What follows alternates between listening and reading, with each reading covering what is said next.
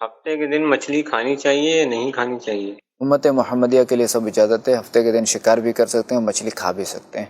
یہ جو ہے وہ بنی اسرائیل میں جو قوم داؤد تھی، حضرت داؤد علیہ السلام کی ایک قوم تھی، ان کے لیے مچھلی کا شکار ہفتے والے دن منع کیا گیا تھا۔ یہ بھی چونکہ ان کے لیے ایک آزمائش تھی، ان کا ایک امتحان تھا، تو اس میں چونکہ 3 گروہ پھر ہو گئے تھے۔ اچھا اب دیکھیں اللہ تعالیٰ کا نظام کہ اس ہفتے والے دن جو ہے نا وہ مچھلیاں زیادہ آتی تھیں۔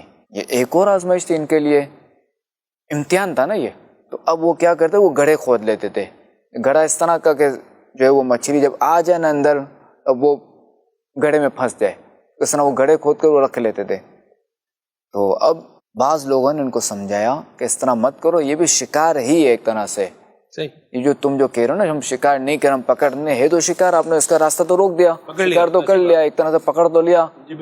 وہ نہیں مانتے تھے کہ نہیں نہیں شکار نہیں ہے۔ اب اس میں 3 گروہ کے تھے، ایک گروہ تو وہی یہ حرکت کر رہا تھا، نافرمانی کر رہا تھا اللہ تعالیٰ کی واضح، ایک گروہ یہ، دوسرا گروہ یہ کہ جو ان کو سمجھاتا تھا، ان کو نیکی کی دعوت دیتا تھا مگر یہ باز نہ آئے، تیسرا گروہ یہ تھا کہ ان کو ان کے حال پہ چھوڑ دو، ہم کیا کر سکتے ہیں۔ تو یوں پھر جو ہے وہ ان کو جو ہے نا وہ جو اس طرح کی حرکتیں کرتے ہیں، جو شکار کرتے تھے، ان کے بیچ میں پھر دیوار ایک بنا دی تھی کہ یار یہ اس طرح کی حرکتیں کرتے ہیں، ہمیں ان سے دور رہنا ہے۔ انہوں نے دیوار بنا دی، دیوار کھینچ دی۔ اب ایک دن ایسا آیا کہ اس محلے سے کوئی نکلا نہیں، تو لوگوں نے دیکھا کہ یہ کیا مسئلہ، کیوں نہیں نکلا، آج کوئی بھی نہیں نکلا۔ اب جو ہے وہ دیوار پر چڑھ کے دیکھا گیا تو دیکھا کہ وہ تو بندر گھوم رہے ہیں۔